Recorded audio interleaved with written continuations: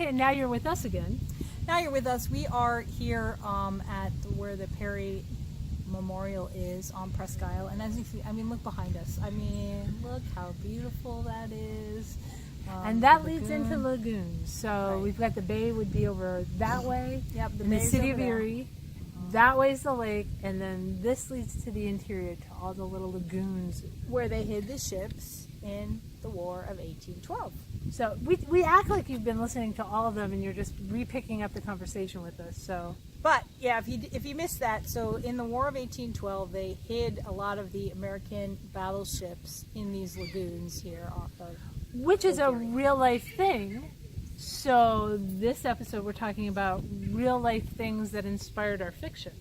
So, you want to start? Well, one that I have the book A Family to Keep, which is the second in the Hawkins trilogy. Right, well, it's a trilogy right now. Hopefully, there will be more. But that story was actually inspired by the very first story of the very first Savior sibling. Because I find those kinds of situations just fascinating, like all of the emotional ramifications and, you know, different types of situations that you could put your people in related to that, and it's just fraught with conflict and emotion and things like that. So that story absolutely was inspired by that. And for me, we lost my mother-in-law to breast cancer in 2004, and Dort was truly my best friend. We used to tease my husband that if he divorced me, he could keep the kids in the house, and I was just moving in with his mom. And he'd be like, that is so wrong, you guys. We traveled together. She was an amazing woman, just amazing. And she had breast cancer. She recovered from it. And ultimately it came back, and we knew that it was going to be the end.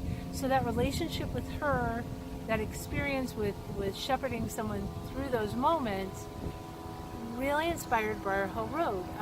In the book, the couple had conflicts after she passed.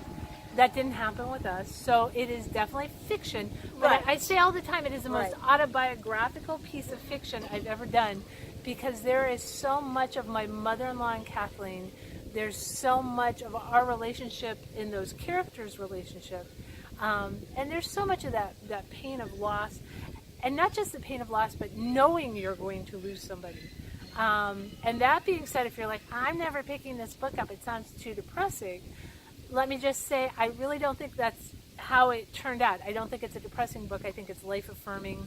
And I really think the relationship between the hero and heroine, I mean, they found themselves so much stronger in a much happier ever-after place. So, but for me, most autobiographical piece of fiction I've ever done. It did win a big award, and I've won many awards, and they're all wonderful, and I appreciate them. But because this book Had so much of you. like- There was so much of you. and I in was that. there to accept the Yeah. award, and I will confess, it was difficult to say thank you, because it was a hard book to write, and it was really, I was gratified that it was acknowledged that way. That's so. one of those things where, you know, don't be afraid as a writer, from a writing perspective, don't be afraid to go. And I think I told you that while you were writing it. Don't be afraid to go to those places. It's going to hurt. Yeah, but you use that and you spill that onto the paper, and then that's what makes that book so powerful and why it connects with readers.